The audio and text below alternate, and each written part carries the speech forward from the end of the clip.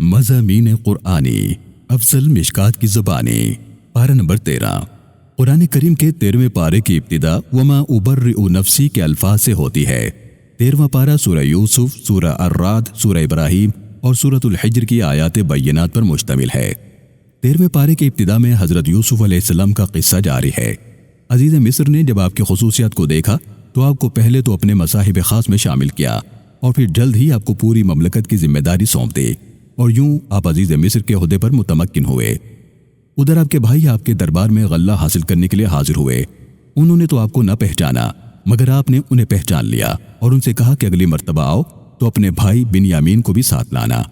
آپ کے بھائیوں نے واپس جا کر اپنے والد گرامی حضرت یعقوب علیہ السلام کو بتایا کہ عزیز مصر بہت شریف النفس انسان ہے۔ اگلی مرتبہ جب وہ کنعان سے مصر پہنچے تو اپنے چھوٹے بھائی بنیامین کو بھی ساتھ لے گئے۔ حضرت یوسف علیہ السلام نے موقع پا کر بنیامین کو علیحدگی میں بتایا کہ میں تمہارا بھائی یوسف ہوں، اور بنیامین کے سامان میں اپنا ایک پیالہ رکھوا دیا تاکہ جب تلاشی لی جائے تو پیالہ اس کے سامان سے نکلے اور وہ اس کے بدلے بنیامین کو اپنے پاس سزا کے طور پر روک لیں۔ چنانچہ ایسا ہی ہوا۔ وہ بھائی جب غلہ لے کر کنعان پہنچے تو حضرت یعقوب علیہ السلام کو قصہ بتایا تو یعقوب علیہ السلام درد و کرب سے یوسف یوسف پکارنے لگے اور رو رو کر ان کی بینائی چلی گئی۔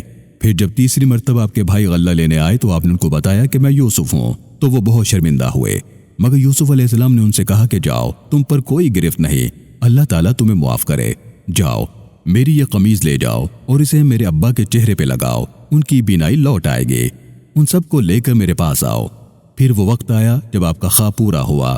حضرت یعقوب علیہ السلام اپنے اہل و عیال اور بیٹوں کے ہمراہ مصر پہنچے تو آپ نے عزت و احترام سے اپنے والد کو تخت پر بٹھایا اور آپ کے بھائیوں نے تعظیم و تکریم سے آپ کو سجدہ کیا۔ آپ نے فرمایا یہ ہے اس خواب کی تعبیر جو میں نے بچپن میں دیکھا تھا، اور پھر آپ نے اللہ کی حمد و ثنا بیان فرمائی کہ اے اللہ تو ہی مالک ارض و سما ہے، دنیا اور آخرت میں تو ہی میرا سرپرست ہے، میرا خاتمہ ایمان پر فرمانا اور مجھے صالحین میں شامل فرمانا۔ حضرت یوسف علیہ السلام کی عمر اس وقت 40 برس تھی۔ اس کے بعد سورۃ الرعد کا آغاز ہوتا ہے جس میں اللہ رب العالمین نے اپنی نعمتوں کی یاد دہانی کے ساتھ ساتھ توحید کی دعوت دی ہے، موت اور موت کے بعد کی زندگی کو بیان فرمایا ہے اور ارشاد فرمایا کہ جو لوگ اس کے منکر ہیں وہی کافر ہیں۔ اسی سورہ مبارکہ میں مومنین کی خوبیاں بیان کی گئی ہیں کہ وہ عہد کو پورا کرتے ہیں، نماز قائم کرتے ہیں، اللہ کی راہ میں خرچ کرتے ہیں، اپنے رب سے ڈرتے ہیں، صبر کرتے ہیں اور برائی کو بھلائی سے دور کرتے ہیں، اور یہی لوگ جنت میں جانے والے ہیں۔ سورۃ الرعد کے بعد سورہ ابراہیم کا آغاز ہوتا ہے۔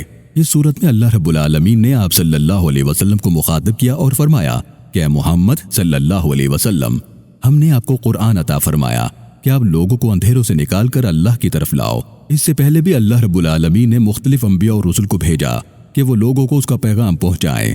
حضرت موسیٰ علیہ السلام کا ذکر کیا گیا کہ کیسے انہوں نے لوگوں کو اس کا پیغام پہنچایا۔ اسی مقام پر اللہ رب العالمین نے کلمہ طیبہ کو ایک پاکیزہ درخت سے تشبیہ دی کہ کیسے اس کی جڑیں گہری اور اس کی شاخیں آسمان کو چھوتی ہیں۔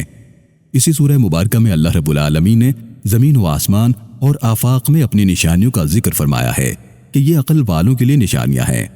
سورہ کے آخر میں اللہ رب العالمین نے حضرت ابراہیم علیہ السلام کا ذکر خیر کیا کہ کیسے انہوں نے ایک ایسی وادی کو آباد کیا جو وادی غیر ذی زرع تھے، وہیں پر انہوں نے اللہ کا گھر تعمیر کیا اور دعا کی کہ پروردگار اس شہر کو امن والا شہر بنا اور مجھے اور میری اولاد کو نماز پر قائم فرما، میری، میرے والدین اور تمام مسلمانوں کی روز قیامت مغفرت فرما۔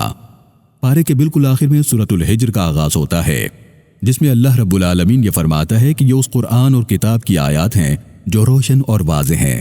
اللہ تعالیٰ ہم سب کو قرآن حکیم پڑھنے، اس کو سمجھنے اور اس کی پاکیزہ تعلیمات پر عمل پیرا ہونے کی توفیق عطا فرمائے، آمین۔